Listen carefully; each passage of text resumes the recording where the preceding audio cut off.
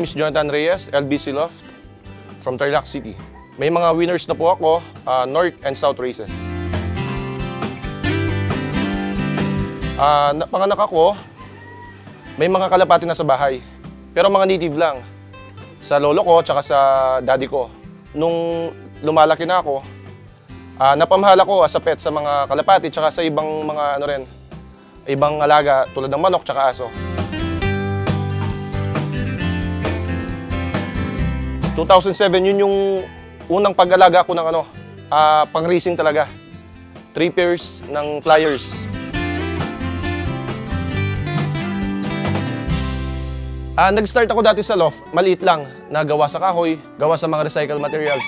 Tapos nung nagpapanulo ako, in-start ko ng pagandahin at saka sundin yung gusto ko talagang loft na kakasya sa budget. Ito yung Flyer loft ko. Makikita nyo sa taas, ito yung small aviary. Tapos dito sa baba, kung mapapansin nyo, may mga kortina bawat kulungan.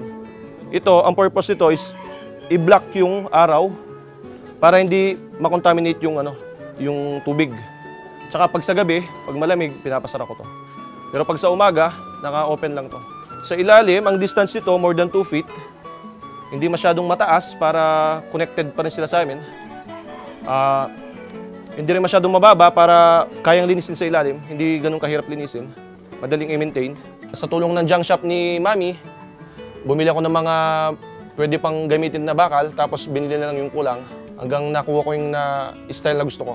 Pag gumagamit ako ng plucking system, pagbabagwis, kasi hindi ko sila napapalipad, eto medyo open to, medyo malaki, makakapag-exercise pa rin sila.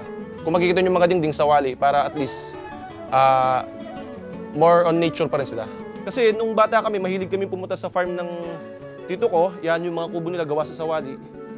Presko, in-apply ko sa pag-iibon. Kasi pumapasok yung hangin dyan eh. Kaya yung ventilation niya sa loob, medyo maganda na malamig. Hindi na kailangan na pa-design ka pa ng ventilation talaga na yung hangin nag-umpisa sa ilalim, paakyat. Yan kasi throughout sa paligid niya, pumapasok yung hangin. Dapat hindi siya basa. Dapat lagi siyang tuyo. Ngayon, tsaka dapat maluwang sila sa loob, hindi sila nagsisiksikan para malayo sa sakit.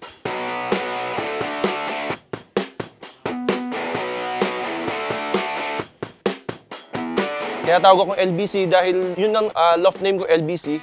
Kasi dati sa mga race results, may mga club na nilalagay is yung loft name mo. Yung iba, mas nakilala ko sa LBC.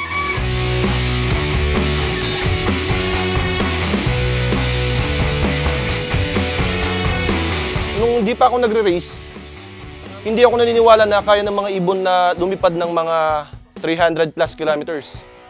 Hanggat na nasubok ko sa sarilong experience na kahit pala 600 plus kilometers, may mga ibon rin na nag-excel sa mga ganong distance.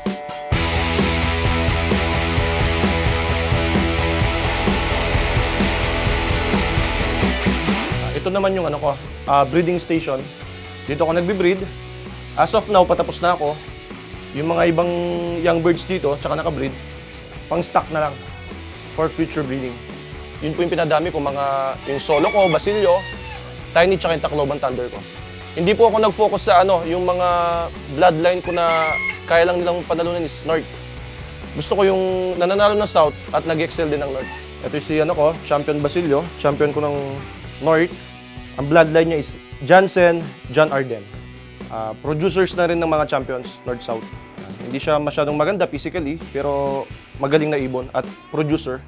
Pati sa mga apo, may mga nanalo na at umuwi sa malalayo. Yung mga champions ko, kung titignan mo sila, iba-iba talaga nila. May medyo pahaba, may medyo papuso, iba-iba pa rin eh. Kaya mas maganda yung bloodline tsaka performance ng mga bloodline nila. Ito, yung loft na to, napakasimple lang.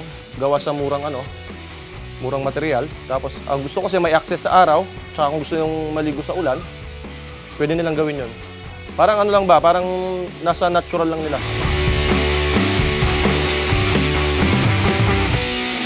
Ayos lang naman po siyang magpalakad. Parang magkakabarkada lang po kasi kami dito namin.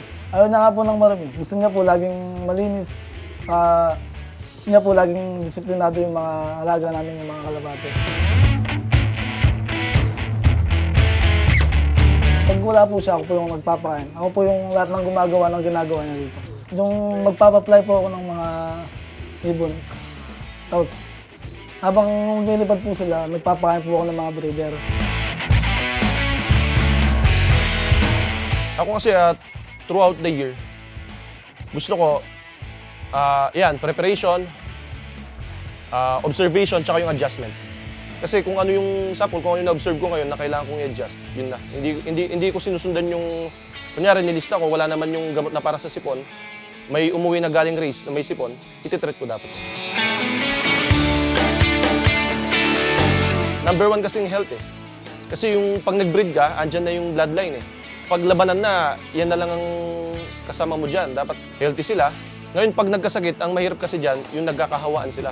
As much as possible, bago pa sila tumungtong ng training, nasa prevention, naka-vitamins sila, para matulungan nila yung paglaban sa sakit. Hindi nyo kailangan ng golden pair para manalo sa race. Mas importante yung golden wheel.